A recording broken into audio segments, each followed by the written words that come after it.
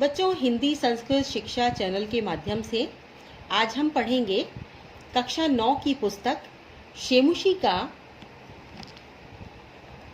चौथा पाठ कल्पतरु। चतुर्थ पाठ कल्पतरु।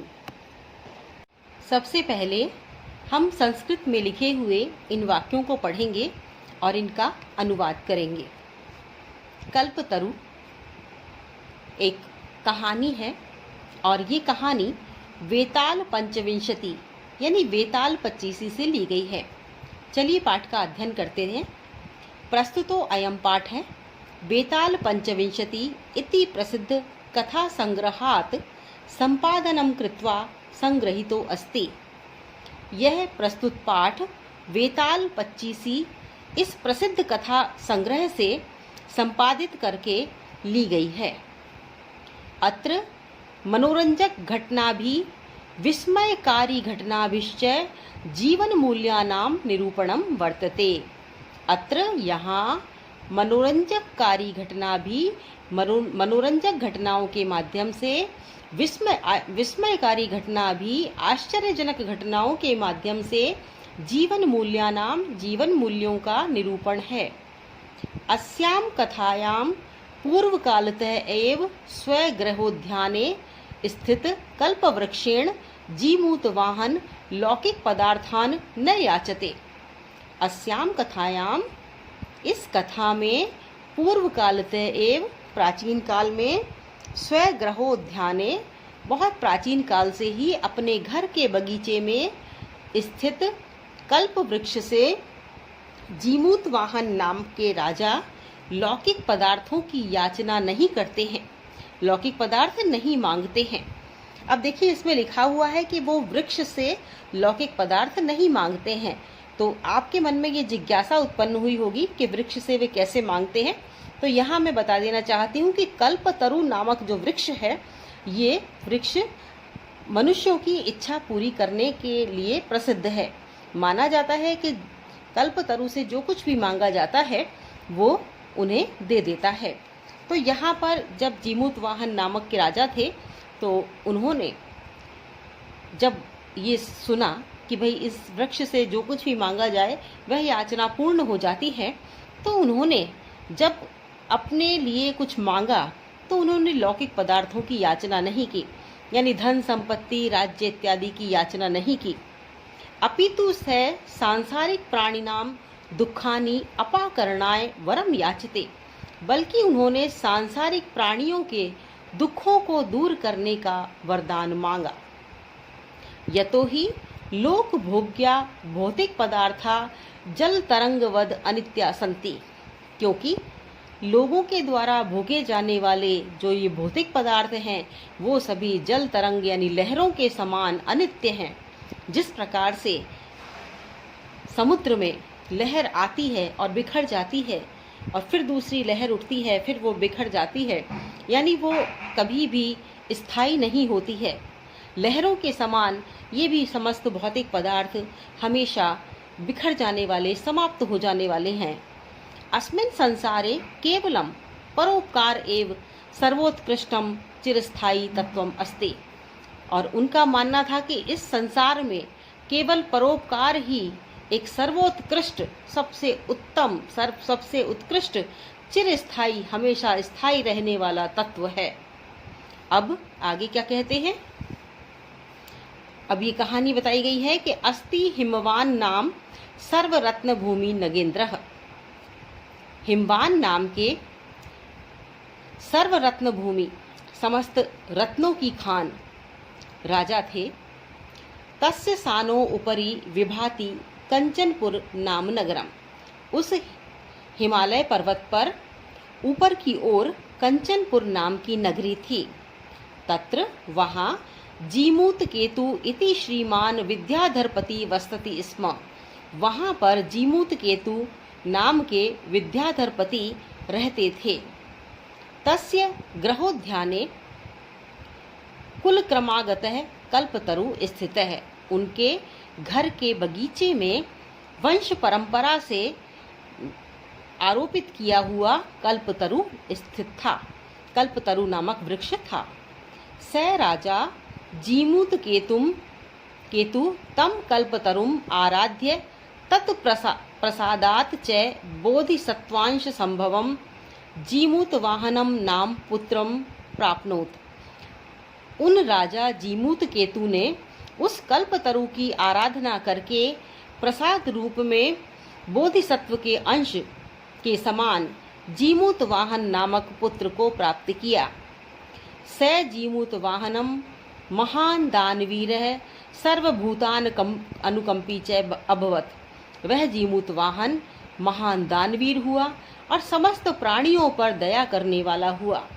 तस्य गुणै प्रसन्न है स्व सचिवैश्च प्रेरित है राजा कालेन संप्राप्त यौवनम तम यौवराज्ये अभिषिक्तवान। उसके गुणों से प्रसन्न होकर अपने सचिव की प्रेरणा से राजा ने कुछ ही समय में यौवन अवस्था में ही उसे युवराज के नाम से अभिषिक्त कर दिया, यानी उसे युवराज बना दिया। कदाचित हितेशिण पितृमंत्रिण यौवराज्ये स्थितम तम जीमूत वाहनम उक्तवन्तः। और कुछ हितैषी और जो पिता के मंत्री थे उन्होंने युवराज को जीमूत वाहन को, जो उसके राज्य में थे, उन पिता के मंत्रियों ने, कुछ हितैषियों ने जीमूत वाहन को कहा कि युवराज यो अयम सर्व कामदः कल्पतरु तवोद्धानम तिष्ठति स तव सदा पूज्य।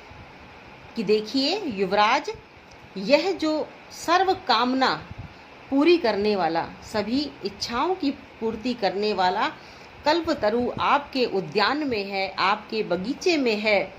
स तब सदा पूज्य, ये तुम्हारे लिए हमेशा पूजनीय है। अस्मिन् अनुकूले स्थिते सति शक्रो अपि अस्मान बाधितुम न शक्नुयात्। कि यदि यह अनुकूल है, यह आपकी स्थितियों को अनुकूल बनाए रखता है, तो राजा शक्र यानी राजा इंद्र भी हमें बाधित नहीं कर सकता, हमें परेशान नहीं कर सकता, या हमारे विरोध में कोई कार्य नहीं कर सकता। एतत् आकर्ण्य जीमूत वाहन अचिंतयत। यह सुनकर जीमूत वाहन ने सोचने लगा, अहो ईदृशम अमर पादपम प्राप्स्यामि पूर्वे पुरुषै अस्माकं तादृशम फलम किमपि न प्राप्तम। कि अहो, इस प्रकार के अमर इस वृक्ष को मैंने प्राप्त किया है। पहले जो भी लोग थे, पुरुष थे, अस्माकं तादृशम फलम किमपि न प्राप्तम, कि हमें पहले इस प्रकार का फल कभी प्राप्त क्यों नहीं हुआ। किंतु केवलम केश्चिदेव कृपणे कश्चित अपि अर्थै अर्थिते। किंतु इस महान वृक्ष से केवल कृपणों, उन कंजूसों ने, उन धनहीनों ने कुछ अर्थ की ही याचना की, यानी धन संपत्ति ही मांगी। तद अहम अस्मात् कल्पतरो अभीष्टम साधयामि इति। लेकिन मैं इस कल्पतरु से अपने अभीष्ट की साधना करूंगा, यानी अपनी इच्छित फल को प्राप्त करूंगा। इस कहानी में कहने का अर्थ यह है कि जब जीमूत वाहन युवराज घोषित हुए तो वहाँ के जो मंत्रीगण थे और वहाँ के जो उनके प्रशंसक थे, उन्होंने जीमूत वाहन को बताया कि देखो, आपके यहाँ एक अमर पादप है, एक अमर वृक्ष है जो कई सदियों से चला आ रहा है, यह आपकी वंश परंपरा से चला आ रहा है और यह अनुकूल वर प्रदान करने वाला है। यदि यह आपको वर प्रदान करता है तो इंद्र भी आपको हरा नहीं सकता है। तो इस प्रकार की बात सुनकर जीमूत वाहन को आश्चर्य हुआ। उन्होंने सोचा कि इतना महान पेड़, इतना महान वृक्ष मैंने प्राप्त कर लिया।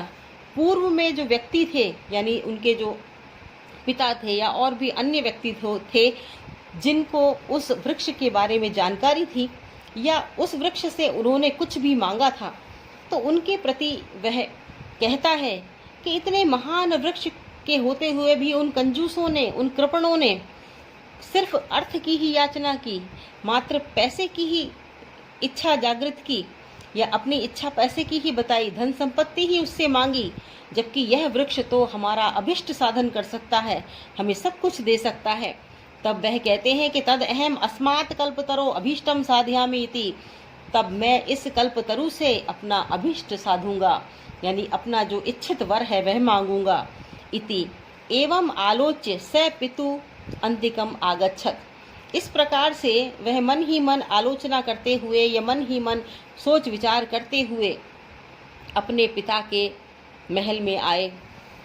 आगत्य च सुखम आसीनम पितरम एकांत न्यवेदयत, और वहां आकर सुख से बैठकर पिता से एकांत में बोले, तात त्वम तु जानासि, पिताजी आप तो जानते ही हो, यद अस्मिन् संसार सागरे आ शरीरम इदम सर्वम धनम वीचिवत चंचलम, कि इस संपूर्ण संसार में हमारे शरीर को प्राप्त होने वाले जितने भी धन हैं, आ शरीरम हमारे शरीर से लेकर जितने भी सभी प्रकार के धन हैं, वे सब किसी लहर के समान चंचल हैं, समुद्र की किसी लहर के समान चंचल हैं।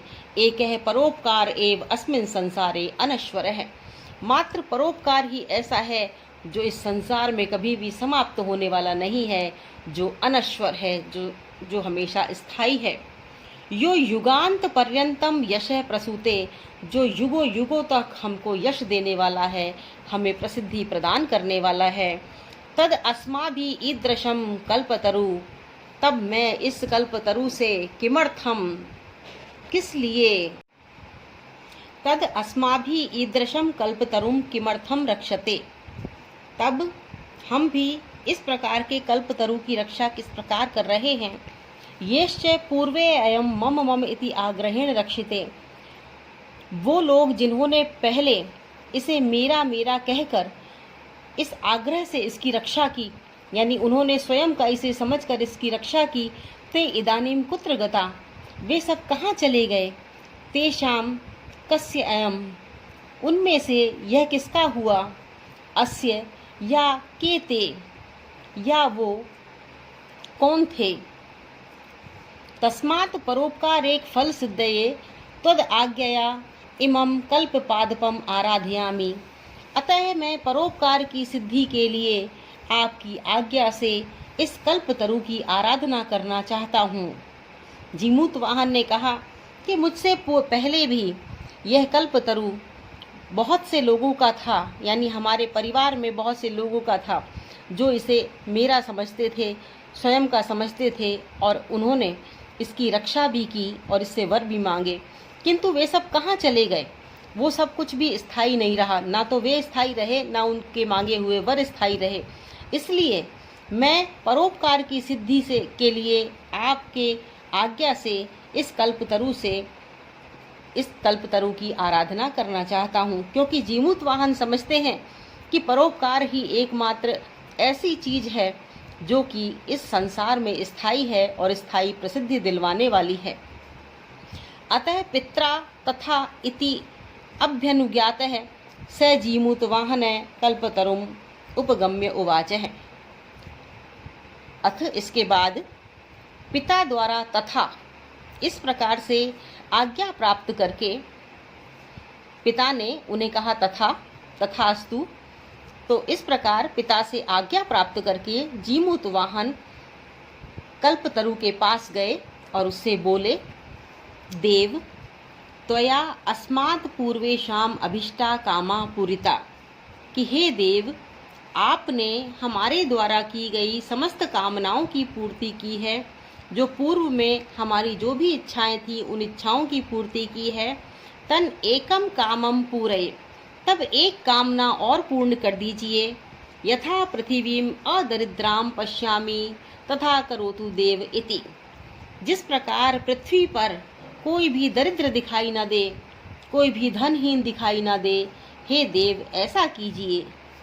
एवं वादिनी जीमूतवाहने, इस प्रकार से जीमूतवाहन के कहने पर त्यक्त त्वया एषो अहम यातो अस्मि, मैं तुम्हें छोड़कर जा रहा हूँ, इति वाक् तस्मात् तरो उद्भूत।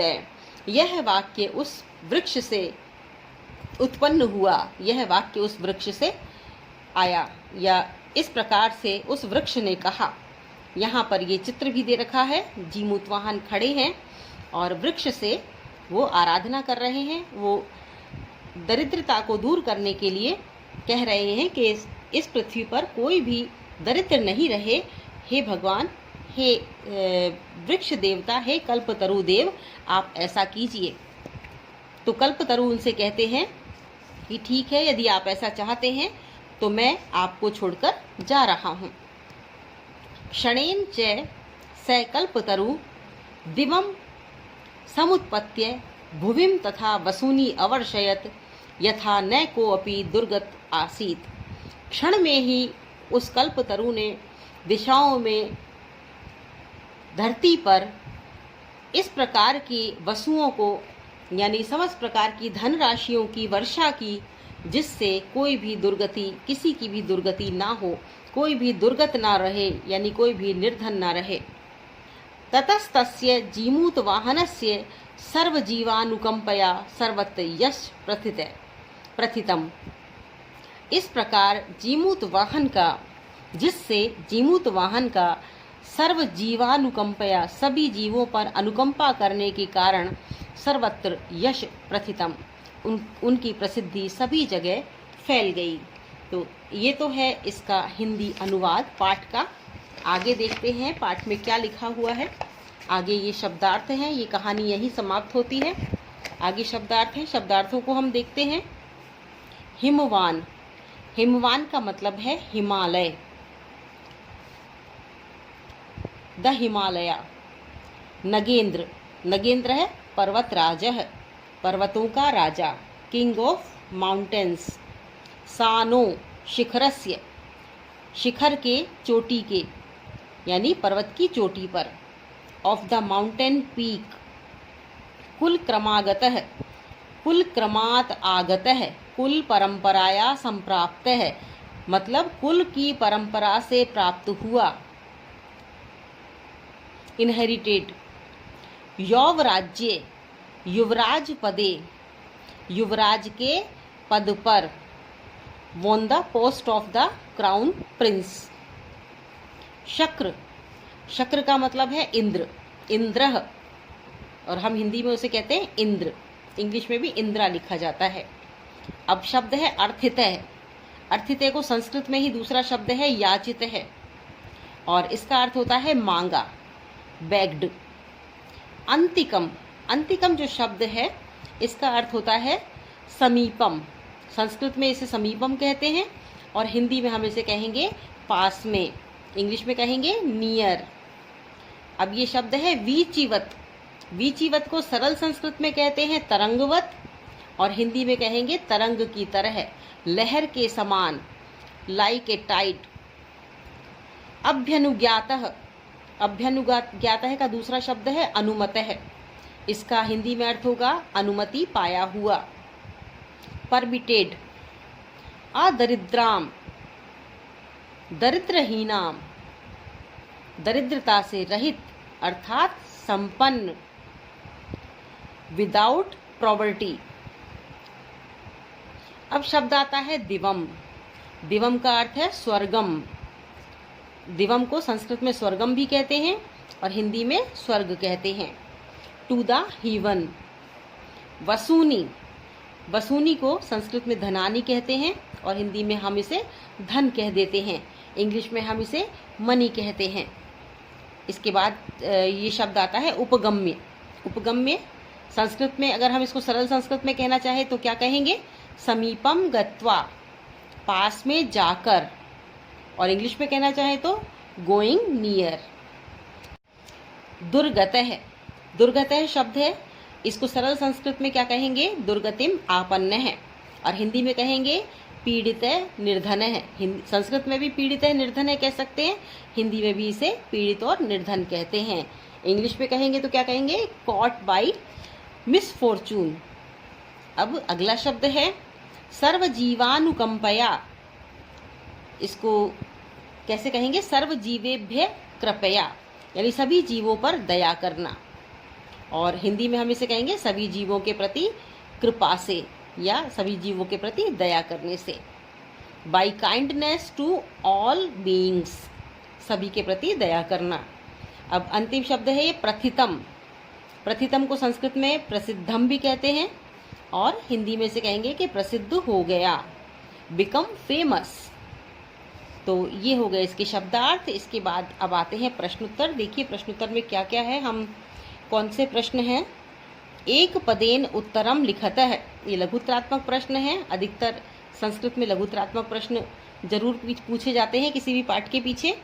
चलिए प्रश्न देखते हैं। क वाला प्रश्न है जीमूत वाहने कस्य पुत्र अस्ति। तो उत्तर आएगा जीमूत वाहने जीमूत केतुः पुत्र अस्ति। अब ख वाला प्रश्न है संसारे अस्मिन् के अनश्वरः भवति। इस संसार में कौन सी ऐसी चीज है जो कभी समाप्त नहीं होती, जो अनश्वर होती है। तो उसका उत्तर आएगा संसारे अस्मिन् परोपकारः अनश्वरः भवति। अर्थात इस संसार में परोपकार कभी भी समाप्त नहीं होता है। अब इसके बाद हम देखिए आगे क्वेश्चन देखते हैं। ये प्रश्न संख्या आपकी है 29, 29 प्रश्न संख्या है 29 और कल्पतरु यहाँ पर लिखा हुआ है पाठ का नाम भी। आगे देखते हैं। गे वाला प्रश्न है जीमूत वाहने परोपकारेक फल सिद्धये कम आराधयति। मतलब जीमूत वाहन ने परोपकार की फल सिद्धि के लिए किसकी आराधना की। तो उत्तर आ जाएगा जीमूत वाहने परोपकारेक फल सिद्धये। कम के स्थान पर हम उत्तर लिख देंगे। उत्तर क्या है कल्पतरु, कल्पतरुम आराधयति। यानी जीमूत वाहन ने परोपकार की फल सिद्धि के लिए कल्पतरु की आराधना की। अब घ वाला प्रश्न है जीमूत वाहनस्य सर्वभूतानुकंपया सर्वत्र किम प्रथितम। जीमूत वाहन की सभी प्राणियों पर अनुकंपा करने के कारण क्या प्रसिद्धि हुई, यानी क्या फैल गया पूरी तरफ, सब तरफ। तो उत्तर आएगा जीमूत वाहनस्य सर्वभूतानुकंपया सर्वत्र यश प्रथितम। यानी सभी जगह जीमूत वाहन का सभी जीवों पर अनुकंपा करने के कारण सभी स्थानों पर यश फैल गया। यश प्रसरितम, यश प्रथितम, यश फैल गया। अब ङ वाला प्रश्न है। ये अधिकतर बच्चे इसको ळ बोलते हैं, ळ नहीं होता ये ङ होता है। हिंदी भाषा में ळ और ढ, पढ़ाई वाला ढ, ये अलग से शब्द हैं, अलग से वर्ण हैं जो कि संस्कृत भाषा में नहीं है। क ख ग घ ङ ऐसे बोला जाता है इसको। ङ वाला प्रश्न है कल्पतरु भुवि कानि अवर्षयत। कल्पतरु ने धरती पर किसकी वर्षा की। तो हम उत्तर लिखेंगे कल्पतरु भुवि वसूनि अवर्षयत। कल्पतरु ने धरती पर संपत्तियों की वर्षा की। वसूनी कहते हैं सभी प्रकार की संपन्नता, उसको वसु कहते हैं। प्रश्न नंबर 2 है अधोलिखितानां प्रश्नानां उत्तराणि संस्कृत भाषाया लिखत। नीचे दिए गए प्रश्नों के उत्तर संस्कृत भाषा में लिखें। कंचनपुरम नाम नगरम कुत्र विभाति स्म। कंचनपुर नाम का नगर कहाँ पर था। तो हम उत्तर लिखेंगे कंचनपुर नाम नगरम हिमालयस्य उपरि विभाति स्म। कंचनपुर नाम का नगर हिमालय के ऊपर था। दूसरा प्रश्न है ख में जीमूत वाहन कीदृश आसीत। जीमूत वाहन कैसा था। तो उत्तर लिखेंगे जीमूत वाहन महान दानवीर सर्वभूतानुकंपी च आसीत। कि जीमूत वाहन महान दानवीर थे और समस्त प्राणियों पर दया करने वाले थे। अब है कल्पतरो वैशिष्ट्यम आकर्ण्य जीमूत वाहन कम अचिंतयत। कल्पतरु की विशेषता को सुनकर जीमूत वाहन ने क्या सोचा। तो इसके लिए हम इसमें देखेंगे कि किताब में क्या लिखा हुआ है। हमने इसका अनुवाद भी किया था कि उसकी देखकर उन्होंने क्या सोचा। इसमें प्रश्न संख्या 28 में दिया हुआ है।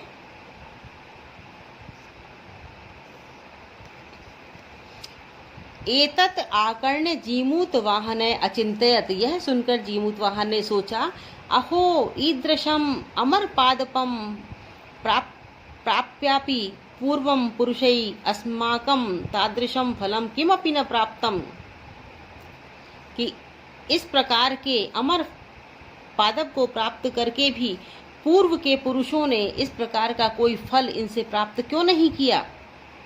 किंतु केवलम केश्चिदेव कृपणे कश्चिदपि अर्थ है अर्थित, कि कुछ कृपण कंजूस लोगों ने सिर्फ अपने लिए धन की ही प्रार्थना की।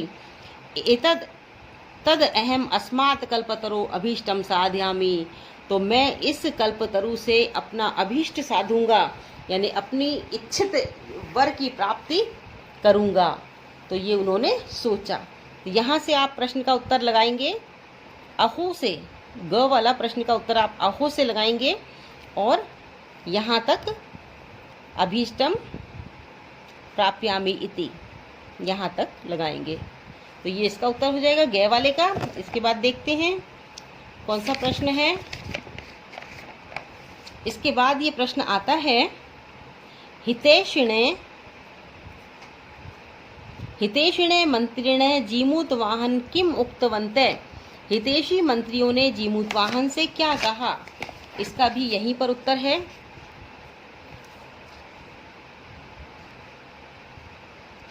इसका देखो यहीं पर उत्तर दिया हुआ है, कदाचित हितेशिणे मंत्रिणे पितृमंत्रिणे यौवराज्ये स्थम तम जीमूत वाहनम उक्तवन। अब आप यहाँ से निशान लगाएंगे युवराज से, तो घ का निशान आप यहाँ से लगाएंगे। युवराज यो अयम सर्व कामुदः कल्पतरु तवोध्याने तिष्ठति स तव सदा पूज्य है। तो उन्होंने कहा, युवराज यह सभी कामनाओं को पूर्ण करने वाला कल्पतरु आपके उद्यान में है और यह आपके लिए पूज्य है। अस्मिन अनुकूले स्थिते सति, इसके अनुकूल रहने पर शक्रोऽपि अस्मान् बाधितुं न शक्नुयात्, शक्र इंद्र भी हमें रोकने में समर्थ नहीं है। तो ये घ का निशान आप यहाँ तक लगा लेंगे। आप युवराज से शुरू करके और ये इति तक यहाँ तक लिख लेंगे। तो ये हो गया घ का। अब आगे देखते हैं घ के बाद कौन सा क्वेश्चन है। ञ वाला है, जीमूत वाहने कल्पतरुम उपगम्य किम उवाच है। जीमूत वाहन ने कल्पतरु के पास जाकर क्या कहा। तो ये देखिए इसका उत्तर है पेज नंबर 27 पर। यहाँ कल्पतरु लिखा हुआ है, पेज नंबर 27 है और इसमें लिखा हुआ है जीमूत वाहने कल्पतरुम उपगम्य उवाच है। तो इसके बाद से हम निशान लगा लेंगे। ञ का निशान यहाँ से शुरू होगा। देव देव त्वया अस्मत् पूर्वेशाम अभिष्टा कामा पूरिता, कि हे देव आपने हमारी पूर्व में जितनी भी हमने कामनाएं की उन सभी कामनाओं की पूर्ति की है। तन मेकम कामम पूरये, तब मेरी एक कामना और पूर्ण कर दीजिए। यथा पृथिवीम अदरिद्राम पश्यामि तथा करोतु देव, कि इस प्रकार कीजिए, इस प्रकार कोई कार्य कीजिए जिससे इस पृथ्वी पर कोई भी दरिद्र दिखाई ना दे या पृथ्वी पर सब संपन्न बन जाएं। तो यहाँ तक आपको ञ तक का लगाना है उत्तर। तो इसके बाद देखिए हमने ये 5 प्रश्न कर लिए। संस्कृत भाषा में इसको उत्तर लिखने थे, हमने ये 5 प्रश्न कर लिए। इसके बाद हम देखेंगे तीसरे नंबर का क्वेश्चन। अधोलिखित वाक्येषु स्थूल पदानि कस्मै प्रयुक्तानि। अब जो नीचे वाक्य लिखे हुए हैं उसमें जो स्थूल पद है वो किसके लिए प्रयुक्त हुए हैं। तो क में दिया हुआ है, तस्य सानोरुपरि विभाति कंचनपुरम नाम नगरम। तस्य शब्द किसके लिए प्रयुक्त हुआ है। तो यह शब्द हुआ है हिमालय के लिए। तो हिमालयस्य, हिमालय से, हिमालय के लिए प्रयुक्त हुआ है।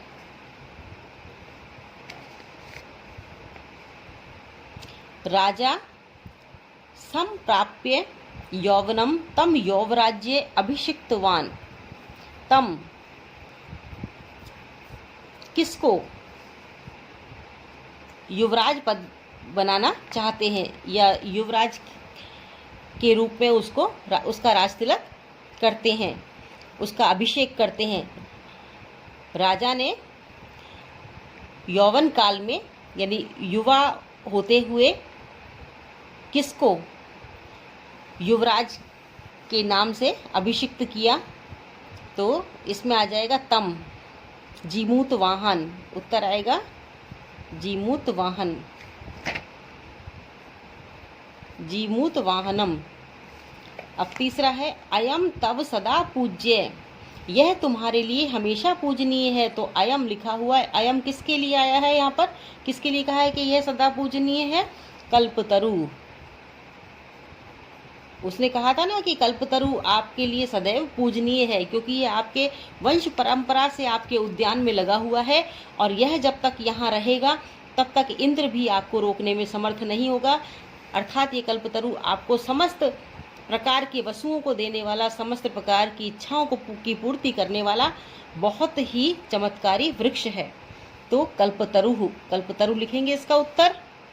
इसके बाद है घ वाला, तात त्वं तु जानासि यत धनम वीचि वत चंचलम। हे पिताजी, आप तो जानते ही हैं कि धन जो है वो लहर के समान चंचल होता है।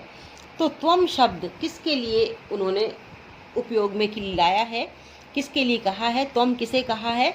जीमूत वाहन ने अपने पिता के लिए कहा है। उनके पिता का क्या नाम था? ये देखिए, जीमूत केतु। जीमूत केतु उनके पिता का नाम था, और उनके लिए यह त्वम शब्द का प्रयोग किया है। तो यहाँ हम लिखेंगे जीमूत केतु, जीमूत केतु। प्रश्न नंबर 4, अधोलिखितानां पदानां पर्यायपदं पाठात् चित्वा लिखितः। निम्नलिखित पदों के पर्यायवाची शब्द पाठ में से चुनकर लिखिए। अब जो ये शब्द दिए गए हैं, इन शब्दों के पर्यायवाची शब्द जो पाठ में आए हैं, पाठ में से चुनकर हमको लिखने हैं। देखते हैं शब्द कौन से हैं। क पर दिया हुआ है शब्द पर्वत, पर्वत शब्द है। अब इसका पाठ में कौन सा शब्द आया है? नग, नगेंद्र। पर्वत कहते हैं नग को, और नगेंद्र पर्वतों का राजा हिमालय के लिए आया है। तो हम यहाँ पर्वत का नग भी लिख सकते हैं और नगेंद्र भी। दूसरा है भूपति। भूपति शब्द का यहाँ पर पाठ में राजा शब्द लिखा हुआ है, राज्ञः लिखा हुआ है, राजा लिखा हुआ है, तो हम राजा लिखेंगे। ग पर है इंद्र, इंद्र को शक्र भी कहते हैं, और इस पाठ में शक्र नाम आया है। इसके बाद है घ में धनम, धनम का एक पर्यायवाची शब्द अर्थम इस पाठ में आया हुआ है। ङ है इच्छितम, इच्छितम का शब्द आया है याचित है। च है समीपम, समीपम का आया हुआ है अंतिकम। फिर है धरित्रीम, धरित्रीम का आया हुआ है भुवि, भुविम, धरित्रीम भुविम। ज है शब्द कल्याणम, कल्याणम का यहाँ शब्द आया हुआ है परोपकारम। झ है वाणी, वाणी को यहाँ पर वाक कहा गया है। और ञ है वृक्ष है, वृक्ष का एक दूसरा पर्यायवाची शब्द होता है तरुः, जो इस पाठ में आया हुआ है। अब हम 5वें प्रश्न की ओर बढ़ते हैं। यहाँ पर क और ख स्तंभ को आपस में उनकी विशेषताओं के आधार पर मिलान करना है, जोड़ना है। देखते हैं, स्तंभ कै में दिया हुआ है कुल क्रमागत। कुल क्रमागत क्या चीज़ थी? कल्पतरु, यानी कुल परंपरा से कौन सी चीज़ यहाँ पर बताई गई है? कल्पतरु। फिर दूसरा है दानवीर, दानवीर कौन था? जीमूत वाहन, तो यहाँ पर दानवीर को जीमूत वाहन से जोड़ देंगे। हितैषी भी, हितैषी भी, हितैषी कौन थे? हितैषी भी मंत्री भी। वीची वत चंचलम, यानी लहर की तरह चंचल क्या होता है? तो इस पाठ में आया हुआ कि धन तो लहर की तरह चंचल होता है, तो वीची वत चंचलम को हम धनम से जोड़ देंगे।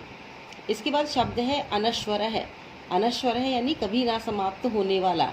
तो किस चीज़ को इस पाठ में कभी ना समाप्त होने वाला बताया हुआ है? परोपकार को, तो हम अनश्वर को परोपकार से जोड़ देंगे। तो इस प्रकार से हम कॉलम मैचिंग करते हैं। कॉलम मैचिंग में एक बात और ध्यान रखनी होती है कि जिस विभक्ति का शब्द आया हुआ हो उस विभक्ति से उसको जोड़ना चाहिए, जैसे हितैषी भी, मंत्री भी। तो इस प्रकार से हमें करना है। अब आगे देखते हैं, प्रश्न संख्या 6 है। प्रश्न संख्या 6 में ये दिया हुआ है कि स्थूल पदान अधिकृत्य प्रश्न निर्माणम कुरुते। स्थूल पदान अधिकृत्य प्रश्न निर्माणम कुरुते। क में लिखा है तरो कृपया स पुत्रम अप्राप्नोत। जो स्थूल पद है वह है तरो, यानी वृक्ष की कृपा से उसे पुत्र की प्राप्ति हुई। तो यहाँ पर हमें प्रश्न बनाना है, तो हम तरो के स्थान पर लिखेंगे कस्य। कस्य कृपया स पुत्रम अप्राप्नोत, किसकी कृपा से उसने पुत्र की प्राप्ति की। ख है स कल्पतर्वे न्यवेदयत, उसने कल्पतरु से निवेदन किया। तो ये जो शब्द दिया हुआ है जो कि मोटे अक्षरों में दिया हुआ है, इसके स्थान पर हम प्रश्नवाचक शब्द रखेंगे और यहाँ वाक्य बनेगा स कस्मै न्यवेदयत, उसने किससे निवेदन किया। ग है धन वृष्टया को अपि दरिद्र न तिष्ठत, धन वृष्टि से कोई भी दरिद्र या गरीब नहीं रहेगा। तो धन वृष्टया के स्थान पर हम लिखेंगे कस्या। कस्या को अपि दरिद्र न तिष्ठत, किससे कोई भी दरिद्र नहीं रहेगा। अब घ है कल्पतरु पृथिव्याम धनानि अवर्षयत, तो मोटे अक्षरों में लिखा हुआ है पृथिव्याम, तो इसके स्थान पर हम प्रश्नवाचक शब्द लिखेंगे। वाक्य क्या बनेगा, कल्पतरु कस्याम धनानि अवर्षयत। न वाला है जीवानुकंपया जीमूत वाहनस्य यश प्रासरत, जीवों की पर अनुकंपा के कारण जीमूत वाहन का यश फैल गया। तो इसमें मोटे अक्षरों में जीवानुकंपया लिखा है, इसके स्थान पर हम लिखेंगे कया जीमूत वाहनस्य यश प्रासरत। तो ये तो हुए प्रश्न निर्माण। यहाँ पर उत्तर दिए हुए हैं, हमने उत्तरों के आधार पर प्रश्न बनाए। अब है 7वां नंबर का प्रश्न, स्वस्ति तुभ्यम। स्वस्ति शब्द से योगे चतुर्थी विभक्ति भवति। स्वस्ति शब्द के योग में चतुर्थी विभक्ति होती है। कहते हैं ना, नमः स्वस्ति स्वधा स्वाहा स्प्रहा, इन सब में दा धातु, इन सब में चतुर्थी विभक्ति होती है। दा क्रुध इत्यादि धातुओं में भी चतुर्थी विभक्ति होती है। तो यहाँ स्वस्ति शब्द दिया हुआ है।